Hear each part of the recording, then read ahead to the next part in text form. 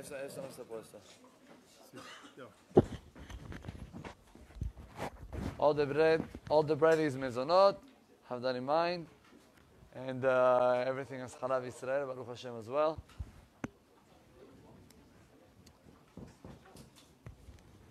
Okay.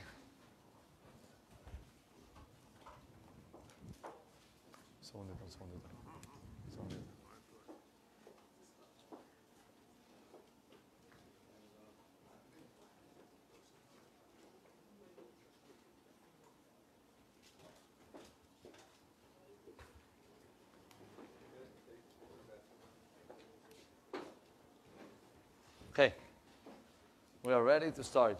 Good morning to everyone. We're dedicating the shiur Leilu Nishmat Deborah Feige Bat Shemuel, Refuah Shlema Deborah Bat Rivka, and Refuah Shlema of all the Petzuim, all the people that got hurt in Eretz Israel by these terrible 2 days that we passed with a very unfortunate loss of all great Jews, 4 great Jews that Hashem Yilkom Damam. Rabotai, there is a pasuk, very interesting pasuk. The pasuk writes, Borei ruach veyotzer arim, veomer la'adam ma sicho. I'm going to translate the pasuk. Borei ruach, God created the wind. Veyotzer arim, and He also created the mountains, right? Ve'omer la'adam ma sicho. And He will tell him also, He will tell to the people, what did they spoke throughout their life. That's the pasuk. Rabotai, if you look at the pasuk, there is no connection in the pasuk. You start telling me what God created at the beginning of the creation. He created the wind and He created the mountains, right? And then He's telling me, Ve'omer la'adam ma sicho. And He will tell to the person what He spoke. When He is going to tell to the person what He spoke? When? After 120. We will be standing upstairs, right? And God is going to judge us, and He's going to tell us, what do we spoke? The Gemara writes, you know what that means, that God is going to tell us what do we spoke? Afilu siha kala. Even a simple talk. Yeah, afilu siha kala ben ish leishto. In between a person and his wife, God is, calculating. How did I answer to my wife? How did I spoke to her? Which words I used? Which words I didn't use? Right? Everything God is going to judge us. So the question is, what is the connection in between the beginning of the pasuk and the end of the pasuk? The Ben Ish Chai writes for Perush, and it says like this. He says, Borei ruach. You know why God created the wind? Here in Miami we have a lot of hurricanes. You know why God created the wind? God created the wind is something good. But why created the mountains? For what? Don't create mountains. There are some countries that the whole entire city is a mountain. So you got to go up all the way until you get to your house. And then you got to go down again. Annoying a little. Why God had to create the mountains? Say the pasuk, you know why? Because it's a ruach. Because God created the wind. What that means? Very simple. I need a mountain to block up the wind. You see, there are countries that they will never get hurricanes. Why? Because they were surrounded by mountains. I remember when I was a kid, I used to live in Colombia. In Colombia, in Bogota, that's the capital. There's no hurricanes. It's impossible. Why it's impossible? Because it's surrounded by mountains. So why HaKadosh Baruch Hu create the mountains? To stop up the wind. And you're going to ask me, Rabbi, I don't understand. Don't create the mountains and don't create the wind. No mountains, no wind, and we're good to go. Says the pasuk, Ya Habibi, ve'omer la'adam ma sicho. God is going to tell us what do we spoke. By speaking, by talking, what are we taking out? Wind, right? So a person thinks, what did I say? I didn't do anything. I just spoke. I just say something. What? Big deal. Say HaKadosh Baruch Hu, big deal. You think your wind is big deal? It's not a big deal. Look what happened in Miami. You know, once every few years you have hurricanes. Look what happened with the power that a wind can do. It can blow up houses, blow up whatever you want. Only because of what? Of a wind. Ve'omer la'adam masiho. I want you to know what's your power of speech. You think it's nothing? You can change worlds. Chaim ve'mavet biyad halashon. The power of life and the power of death is in the hands of the lashon. Rabotai, we read it a few weeks ago, Parashat Tazria and Parashat Metzorah. Correct? The two parashiot that are talking about lashon hara. If you open the Haftarah of those Shabbatot, there is a very interesting story that the Navi is telling us. The story is about 4 Metzoraim. 4 people that had Tzarat. And these 4 people had to be outside the city. Why? Because the person that have Tzarat got to leave the city. By the way, I don't know if you know this, but the concept of Tzarat, we think is something, primitive. You know that in Israel, I'm talking about maybe 70 years ago, around 70 years ago, there were people with Tzarat. They were calling them Metzoraim. There was a great rabbi by name Rav Aryeh Levin. I don't know if you heard about him. Rav Aryeh Levin was the rabbi of jail. That was his nickname, the rabbi of the jail. He was the father-in-law of Chacham Eliashiv alav shalom. And Rav Aryeh Levin went few times to visit those Metzoraim. Now you have to understand, the Metzoraim, the people that had this type of tzarat back then, 70 years ago, they were burning all his belongings. They were putting him in a room, there's nothing to do with him.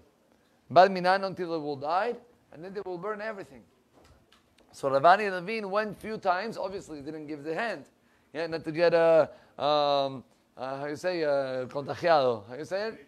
Contagious, right? However, went to visit. But why I'm telling you this? The Navi writes, why these 4 guys were Metzoraim? Who cares? Metzoraim, not Metzoraim. By the way, the story was, and I'm going to tell it very quick. The story was that Am Yisrael were starving in Yerushalayim. We're starving. Why? Because the Sanherib, I believe it was, it closed up Jerusalem 7 years. You have to understand, the Navi writes, they were selling the head of the donkey for 80 dinarei zav. Meaning, and we're talking about huge amount of money, for what? For a head of a donkey. What's a donkey? To eat. The only thing that they had to eat was this, a donkey. And says the Navi, and they were selling, I forget the Lashon of the Navi, they were selling something, 5 dinarim. What was this something? Sorry about they were selling the needs of the birds. They were selling it to eat. To understand what was the hunger back then. And one day, said the Navi, the king went out. The king was a Rasha. The king was doing Avodah Zarah. And the king went out to his city, and there was a lady that started to cry, like crazy. Your Majesty, you got to help me. So he said, how you want me to help you if I don't have even to eat for myself? But what's your story? And she said that she, together with a friend, made a deal. What's the deal? Both of them, they will eat their child. And after they eat their child, they will eat her child. You understand? And what happened? She said her friend ate the child of her, right? But when he got the moment to eat the child of her friend, she said no, she doesn't want to give it. The Navi writes the king was in shock. Vaikra'ed begadav. He broke up all his garments. And he couldn't handle that anymore. He went to the Navi and he started to yell at the Navi, why are you doing this to us? Why God is not helping us? And Rabotai, the Navi writes that the king wanted to kill up the prophet. And the prophet said, you want to kill me? You're not going to gain anything. You're going to kill me today? Anyway, the hunger is going to continue. So let me tell you just the following nevuah. Tomorrow, in the market, you will find a certain amount of chitim and seorim in a very cheap price. That was the nevuah of the prophet. Says the Navi, wheat and barley, very cheap. Says the Navi that there was a guy that his name was the Shalish. What's a Shalish? Shalish was the right hand of the king. Well, the guy that was helping the king to stand up, whatever. And he was present at that moment, at that event. And he looked at the Navi and he said, come on, you want to tell me that God is going to give tomorrow such a price in the market? It's impossible. And the Navi looked at the guy and he told him, Ya Habibi, you're going to see it, but you're not going to live it. You're not going to live the moment to be able to eat it. And then what happened? And then the Navi is telling us that there were 4 Mitzoraim outside. And these 4 Mitzoraim were starving as well. And they said, what, we're going to die over here without doing anything? We have nothing to lose. Let's go to the enemy. We're going to give ourselves. They will kill us. They will kill us. We're about to die anyways. They will have mercy on us. At least we will eat something. They got to Mahane Aram. They got to the enemy, and they realized there was no one. Why there was no one? Because Borei Olam made noises and made all type of scary things to the army of Aram and escaped. And these 4 Mitzoraim, they went back to Yerushalayim and they told the whole entire story to the king, and then the whole thing came true. Say Chachamim, you know why I cared so much about, and I didn't tell you what happened to this Shalish. Next morning, they brought all the food, they brought the whole entire thing that the army of the enemy had, and really the price was very cheap, and this Shalish wanted to control the situation. So he stood up at the entrance of the market and he said, guys, relax. Well, relax. The whole entire people, they just went as a wave, and they stepped on the guy, and the guy died. Says the Navi, why I care about 4 Mitzoraim? So it happened to be that those 4 guys were Mitzoraim. So because they were Mitzoraim, so we have to read it on Parashat Tzarat, Metzorah, right? Tazriah Metzorah. Say the Ben Ish Chai, you know why? Rabotai, the whole entire story of this Navi is talking about what is the power of speech. Why? You have from one side, this guy Shalish, that what he said into words. He said, listen, God cannot do such a thing, and therefore what? And therefore we have to kill you, the Navi. You spoke negatively. At the moment that you speak negatively, it's causing a result. But not only you. Listen what happened to the army of the Aram. What happened to them? They heard noises. Meaning the same ruach, the same speech, right, can give life, or Bal Minan can kill. The same speech that gave life to all Am Yisrael next morning, by having all the food back to the market, only by hearing a speech of God, Kivyachol, of the Malachim. There are some that are saying, the same speech can kill someone else that it's called the Shalish because you spoke negatively. Rabotai, we're not realizing how much power do we have in our mouth. Like we mentioned a few times over here, what we say every single day, Ele barechev, ele basusim, va'anachnu b'shem Hashem Elokeinu nazkir. We have the power of speech. Say Chachamim, that why HaKadosh Baruch Hu, say the Gemara, what's the weapon of Am Yisrael? The weapon of Am Yisrael, b'dibur, b'piem, right? That's why Bil'am wanted to curse them. Why? He says, I'm going to use the same power that they have, against them. Because that's the only power that they have. Rabotai, do we realize what that means? Or we're just hearing it and it's nice? Do we realize that every time that we come to shul, we have the privilege to speak to Borei Olam and to change nature? Do we believe on it? Only if we're going to believe on it, then the power of speech is going to make the difference. I just want to tell you, and with this I will conclude.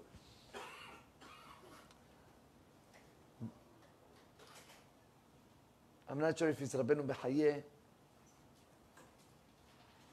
He writes like this. He says that unfortunately, throughout the life, we're being worried about many things. Right? So he writes that the more the person is worried about one concept, one point, more is open to get this problem. And that's why he said that especially, back then in Milchemet Sheshet Hayamim, when there was the War of 6 Days, so they went to a few Gedolim, and they asked the rabbis, we worry. The War of 6 Days, all the armies of the Arabs were surrounding Eretz Yisrael, we worry. Bar Minan. And the rabbis, all of them, they say the same sentence. Rabotai, stop being worried. There is one thing, when you worry, then you open yourself to get Bar Minan the problem. Doesn't mean that I have to, live like nothing is happening. No, I have to live that there is a problem and I have to reinforce myself. But there is a small line in between taking care of it than to be worried about it. Meaning, more I give, more I'm worried, more there is a problem, more the Yitzhak have the power. Say Chachamim, the same power, use it in the opposite. Like in something negative, more you worry, there is a problem. In something positive, more you believe in it, you have power to make a change. People that are coming and they pray, and they don't believe even in the prayers. Why? How do I pray today? Ya haram. I went the whole tefillah, tic-tac. Well, Borei Olam is going to hear my prayers. If you don't believe in your prayers are not going to make any difference. But if you understand that every single word that you take outside from your mouth can make a change, then Borei Olam is hearing your tefillot. So Yiratzon Rabotai, those days, especially after these 2 terrible days that we passed, let's reinforce ourselves with something. About what? Our prayers. Let's start to communicate with Borei Olam. And with this, Be'ezrat Hashem, Borei Olam will give us only beracha and atzlacha. If I just can steal from you one more minute. And that's it. I got yesterday a story of a lady, Lo Aleinu. She got a very, very severe cancer. And somehow, Baruch Hashem, she was able to throughout all type of surgeries and everything, Baruch Hashem, she got saved. So she did at Seudat Hodaya. And this lady on the Seudat Hodaya, she stood up. And she said, I want to tell you my feelings. What she felt all those days. And she said, I'm going to compare it to a classroom in the school. In the classroom of the school, you have the kids that are sitting in the first row. Usually, those kids that are sitting in the first row, they have something of problems. Or they cannot focus for so long. Or, they're very slow. Or they're making balagan, and the teacher have to control them, right? The kids that are sitting all the way in the back usually are the good kids. Kids that they got the point quickly. Kids that, but they're not the best, but the good kids. She said, I realized that all my life, I was one of those kids sitting in the back row of the class of HaKadosh Baruch Hu. But Olam is the teacher. And I was sitting all the time in the back. I have even the privilege sometimes to sleep in the middle of the classroom. I have the privilege sometimes, to say the answers to someone else. The teacher doesn't see. It's far. And then she said that before she got sick, the family passed through a very tough tragedy. That one of her family members was killed in one of the wars. I'm sorry, not in the wars. There was a terrorist attack in a supermarket a few years ago. And he was stabbed by an Arab and he was killed. And she said that she was so upset. She was so upset and so angry at God. And then she compares it to the classroom. That she said, I was sitting in the back row and I didn't want it even to look at the teacher. I didn't even want to make the works. Give me a break. Instead of helping me, that's what you're doing to me. Overall, I behaved good. That's how you're paying me back. And then she said, and then I understood that the teacher wasn't able to give up from me so quickly. And he brought me to the first row. And he told me, listen, are you going to sit over here and you're going to do what I want you to do in this world? Or Chas Shalom, I will have to take you out from the class. You want to go out from the class? She said, no, I don't want to go out from the class. I want you to sit in the first row. And then she said, you know what was the first row? What I realized in the first row? That for me, every single day that I was coming to pray, for me, tefillah was, whenever you need something from God, you ask. You pray. Pesukei de Zimra, yalla, make it quick because we have no time. Let's get to the point. Amidah, Shema Kolenu, yalla, I prayed. That was my prayers. My prayers were, whenever I need God, I ask from Him. If not, I'm sitting in the back. I'm not bothering Him. He's not bothering me. We're good. But then she said, God put her in the first row. And she said that she had the privilege to sit down with herself, to open up a siddur, and to realize how special it is to say every single part of the siddur. You're saying Birkot HaShachar. You're saying Pesukei de Zimra. You're saying thank you to HaKadosh Baruch Hu about every single detail. She said, I saw the teacher so close. I heard his voice so clear. I was able to connect with Borei Olam in a way that I never lived it before. Rabotai, we don't have to get to all these type of problems to get connected to Borei Olam. We have the privilege every day, Baruch Hashem. Yeah? We're coming and we're sitting and we're praying every day. Let's open up the Siddur. Let's try to focus on the things that we usually rush them. Let's try. And you're going to see, by this focus, you're going to see how much connection you can have with HaKadosh Baruch Hu, and how much good you can feel, and how much Borei Olam can give to you. So Yehi Ratzon Borei Olam will help us Be'ezrat Hashem to get connected to Him. B'simcha u'betuv levav kol hayamim. Amen ve'amen.